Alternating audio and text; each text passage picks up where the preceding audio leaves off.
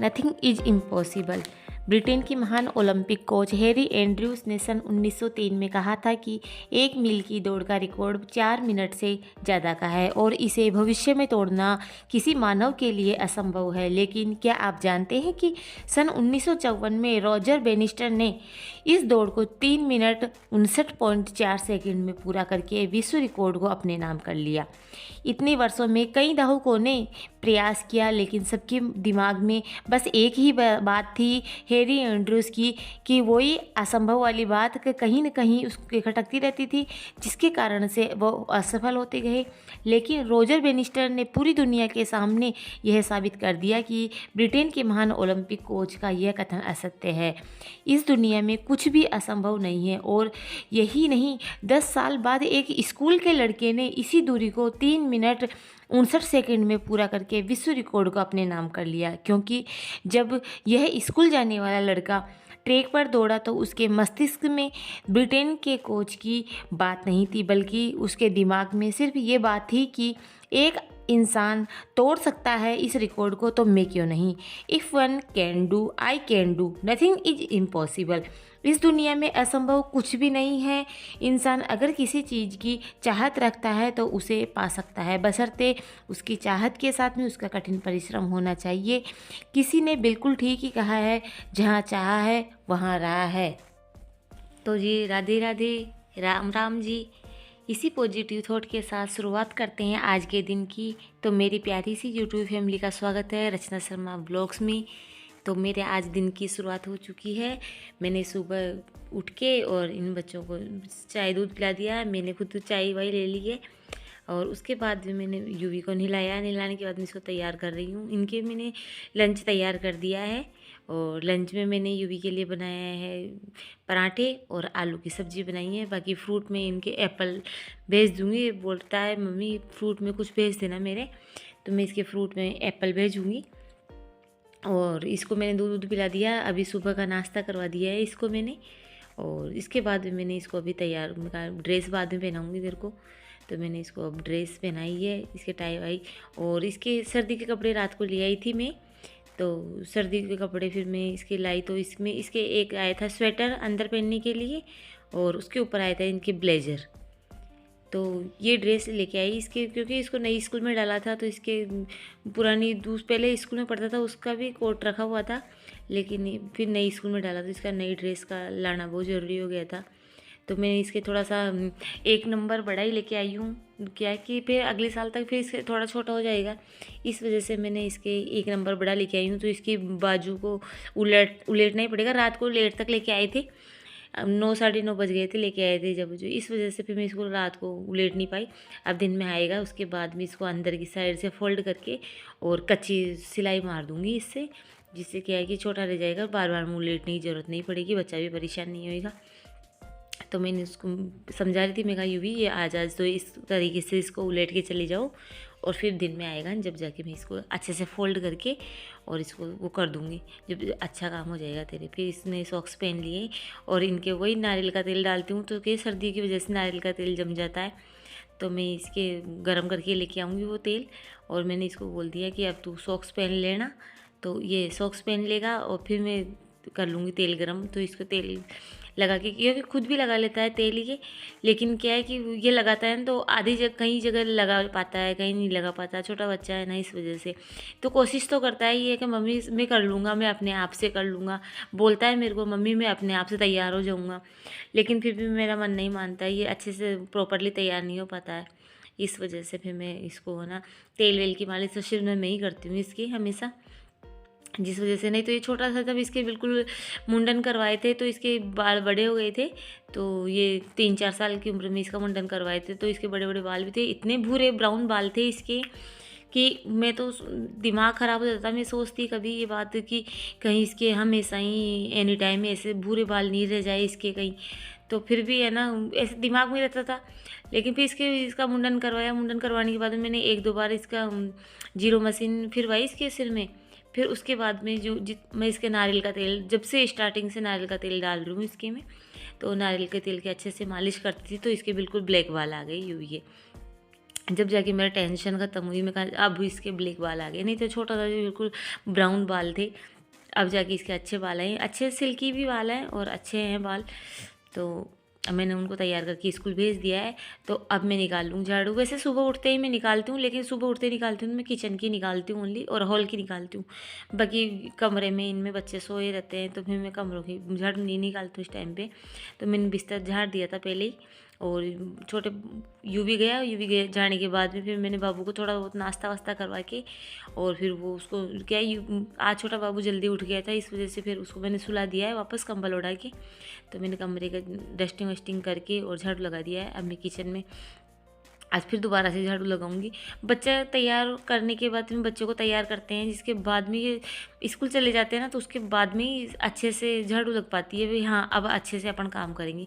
तो फिर मैं ना दोबारा से अब पोछा लगाऊंगी ना, तो फिर दोबारा से झाड़ू सारे मकान में दोबारा से लगाऊंगी झाड़ू। तो मैंने किचन की अच्छे से झाड़ू लगा ली है, और अब मैं सारे 8 दिन में 1-2 बार तो पोंछ लेती हूँ मैं अच्छे से फर्नीचर को।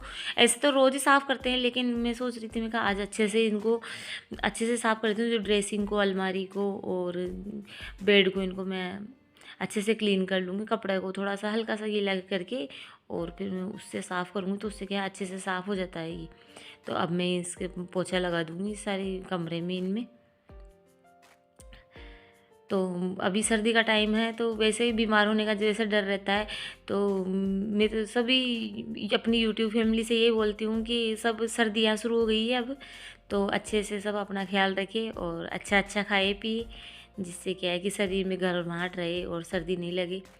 तो सर्दियों में विशेष ख्याल रखना पड़ता है, खाने पीने का, पहनने का, ओढ़ने का, सब चीज़ का विशेष ध्यान रखना पड़ता है। तो मैं अब किचन में पोछा लगा दूँगी। अब दिन के 12 बज गए हैं, मैंने सारा काम कर लिया, कपड़े वपड़े धो लिए, कर लिए। तो उसके बाद में फिर मैं आज अपने किचन में ना, ये आंवले हैं, ये 1 किलो आंवले हैं, तो मैंने इसको सुबह ही 1 सीटी लगा ली थी, उबाल ली थी, और फिर इनको ना बिल्कुल अलग अलग करके इनके बीज निकाल दिए। और 250 ग्राम के आसपास में इसमें मिर्ची डालूँगी, 250 ग्राम है, थोड़ी सी उससे ज़्यादा ही है। कढ़ाई में सरसों का तेल डाल दूँगी, और इसमें तेल थोड़ा अच्छे से डालूँगी, क्योंकि आंवले आके 1 किलो हैं, तो उसके हिसाब से तेल थोड़ा ज़्यादा डलेगा इसके अंदर। 100 ग्राम से तो ज़्यादा डलेगा, 100-150 ग्राम के आसपास इसमें तेल डलेगा। और उसमें थोड़ा सा जीरा डाल के देख लेंगे भी तेल अच्छे से गर्म हुआ है कि नहीं हुआ। सरसों का है तो उसको अच्छे से गर्म करना है, और फिर उसकी आँच कम करके, और मैं इसमें हींग का लगाऊँगी तड़का, और हरी मिर्च डाल दूँगी। हरी मिर्च डालने के बाद में इसको, हरी मिर्च को पकाऊंगी, और फिर इसमें डाल दूँगी मैं सारे मसाले। में तेल में डालेंगे मसाले सारे मसालों में कोई गरम मसाले का यूज़ नहीं करूँगी इसमें मैं। और इसमें डाल दूँगी मैं हल्दी पाउडर। हल्दी पाउडर को थोड़ा सा पकाने के बाद में मैं डालूँगी इसमें धनिया पाउडर थोड़ा ज़्यादा ही डालूँगी, जिससे क्या है कि इसमें अचार में मसाले अच्छे से हो जाएंगे, लिपट जाएंगी। और लाल मिर्च डाल दूँगी। हरी मिर्च है तो इस वजह से लाल मिर्च थोड़ी कम भी डालेंगे, तो उससे क्या है कि तीखापन तो उससे आ जाता है। और नमक डाल के और अच्छे से इसको पका के, और मैं इसमें आंवले डाल दूँगी, सौंफ डाल दूँगी इसमें। सौंफ को हल्का सा पकाना है, ज़्यादा पकाने की कोई ज़रूरत नहीं है सौंफ को,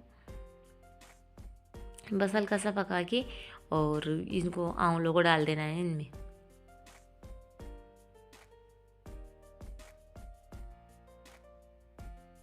ये डाल दिए मैंने आंवले, और इनको अच्छे से हिलाऊंगी। आंवले हैं, आंवले सर्दी के दिनों में खाना बहुत लाभकारी होता है। ये क्या है कि आंवले में विटामिन सी होता है, ये हमारी स्किन के लिए, बालों के लिए बहुत अच्छा होता है। इससे पाचन शक्ति भी अच्छी होती है, पाचन क्रिया अच्छी बनी रहती है। तो रोज़ सर्दी में हो सके तो रोज़ आंवले खाना चाहिए। मैं रोज़ आंवले खाती हूँ, इस वजह से मैंने 1 किलो आंवले को भी बना के एक साथ रख दिया है। इसमें कोई भी तेल गरम करके नहीं डालूँगी मैं ऊपर से।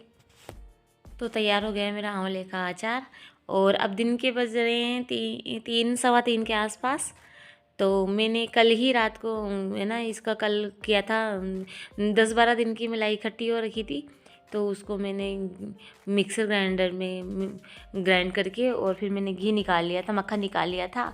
और मक्खन निकालने के बाद में फिर है ना, तो उसको उसी टाइम पे गर्म करके और मैंने फ्रिज में रख दिया था, और फ्रिज में रख के गर्म करके रख दिया था। जब उससे क्या है वो जम गया, और जमने के बाद में क्या है, उसमें चम्मच से छेद करके मैंने इसके अंदर जो भी नीचे की साइड में छाछ वाछ इकट्ठी हो रखी थी वो सारी छाछ मैंने निकाल दिए। और अब ये घी रह गया है ऊपर ऊपर का जमा हुआ, तो इसको मैं कर लूँगी गर्म अभी एक साथ।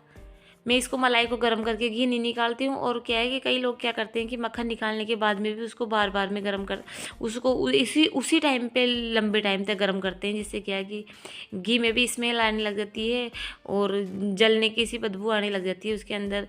पर वो उस तरीके से नहीं करना चाहिए। ये जो मैं तरीके से कर रही हूँ ये एक तरीके से देसी तरीका है, गाँव में है ना, छाछ से मक्खन निकालने के बाद में उसको इसी तरीके से गर्म करते हैं। और अब इसको उस छाछ निकालने के बाद में इसको गर्म किया है तो इसके ऊपर झाग से आ जाएंगी ये, तो झागों को चम्मच से हम निकाल देंगे, क्योंकि ये झाग कोई इसमें कोई भी घी नहीं होता इन झागों के अंदर। तो इन झागों को सारों को निकाल के, इसमें भी कुछ छाछ नीचे रह जाती है, लेकिन क्या है वो नीचे की साइड ही रह जाएगी और ऊपर ऊपर घी रह जाएगा। तो उसको अपने को क्या है ज़्यादा देर तक गर्म करने की ज़रूरत नहीं रहती है, इसमें घी भी वेस्ट नहीं होता है घी। और क्या है कि घी जलता है इसमें ज़्यादा देर तक होता है तो घी भी वो हो जाता है। और अब इसमें ऊपर ऊपर घी रह गया तो इसको मैं छलनी लगा के और डब्बे में, स्टील का डब्बा है, इसको बड़े साफ पानी से धो के और सुखा लिया है मैंने इसको बिल्कुल। गाँव में जिस तरीके से देसी तरीके से मक्खन निकालते हैं और उसका घी बनाते हैं, तो उस तरीके से मैं अब की बार जब भी ये घी बनाऊंगी तो मैं उसका पूरा सेपरेट वीडियो बनाऊंगी। तो फिर उसमें आप सबको बताऊंगी कि किस तरीके से घी निकालना चाहिए और किस तरीके से गर्म करके और उसको ऐसे छानना चाहिए।